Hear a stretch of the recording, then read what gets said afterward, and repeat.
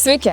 Vienareikšmiškai vienas svarbiausių sprendimų auginimo technologijoje yra herbicidų panaudojimas. Vienas iš dažniausiai vyraujančių mitų, jog mikroelementinių trąšų mes negalime maišyti kartu su herbicidais, būtent dėl anksčiau minėtų priežasčių.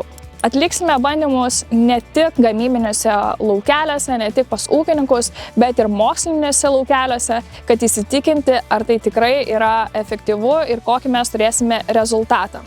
Moksliniai tyrimai yra atliekami Lietuvos agrarinių miškų mokslo centre. Atliekami bandymai yra 7, jų pakartojimai yra kiekvieno po 4, tai tikrai turėsime daug informacijos. Šiandieną mes atvykome praėjus vienai savaitei po purškimo tam, kad įsitikinti visgi kokie yra gauti rezultatai.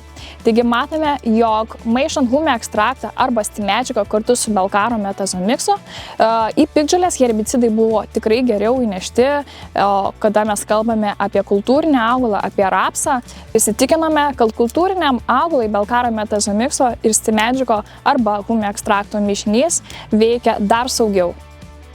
Skystąsias trąšas beveik visada komponuojame kartu su augalų apsaugos produktais. Tik labai išskirtiniais atvejais jas naudojame vienas. Tai tiesiog ekonomiškai efektyviau. Agronominiu požiūriu tikrai ne visada skystąsias trąšas panaudojame, kada yra pats tinkamiausias laikas augalui, pati tinkamiausia stadija.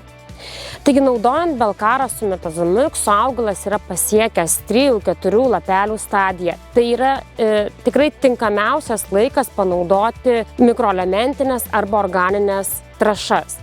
Taigi, prie kontaktinių herbicidų pasirinkome naudoti ir išbandyti 2 produktus. Tai yra humių ekstraktą, kuris yra sudarytas iš huminių ir fulvorūgščių, bei stimedžiagą, kurio didžiąją dalį sudaro jūros dumbliai ir dar papildomai eina 4 biostimuliacinės ir organinės medžiagos.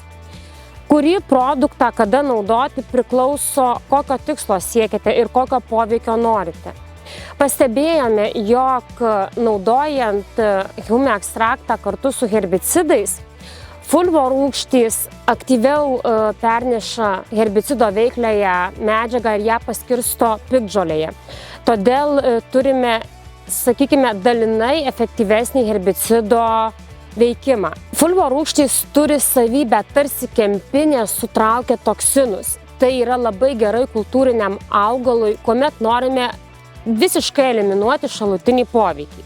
Stimedžiagą rekomenduoju rinktis, kada augalas jau yra sustresavęs prieš purškimą herbicidų. Jo augimas yra lėtesnis, lyginant su kitais laukais, kada mes norime pastimuliuoti ir patraukti augalą į viršų. Tai stimedžiagas daugiau veiks į šaknų sistemą ir į antžeminę dalį, į lapus.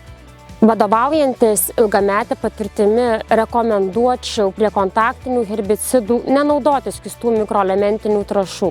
Mikroelementinės trąšos yra įvairių formų – sulfatinės, nitratinės, karbonatinės ir kartais mes nežinome, kaip jos reaguos tarpusavyje, galbūt tai kaip tik paaštrins herbicido poveikį. Bet yra kitas pasirinkimas – organinės skystos trąšos, kurios puikiai tinka naudoti su herbicidais, nes turi švelnų poveikį augalui, jos yra organinės, lengvai augalui atpažįstamos. Taip pat dėl savo unikalių savybių jos perneša herbicido veikliąją medžiagą ir ją paskirsto greičiau ir tolygiau. Taigi tame matome daug privalumų tiek dėl piktžolių, tiek dėl kultūrinių augalų. Abu šie produktai puikiai tinka naudoti su kontaktiniais herbicidais. Tačiau visada rekomenduojame atsižvelgti į oro sąlygas bei pasėlio būklę. Taip žinosite, kokį produktą būtų protingiau ir efektyviau panaudoti savo laukuose.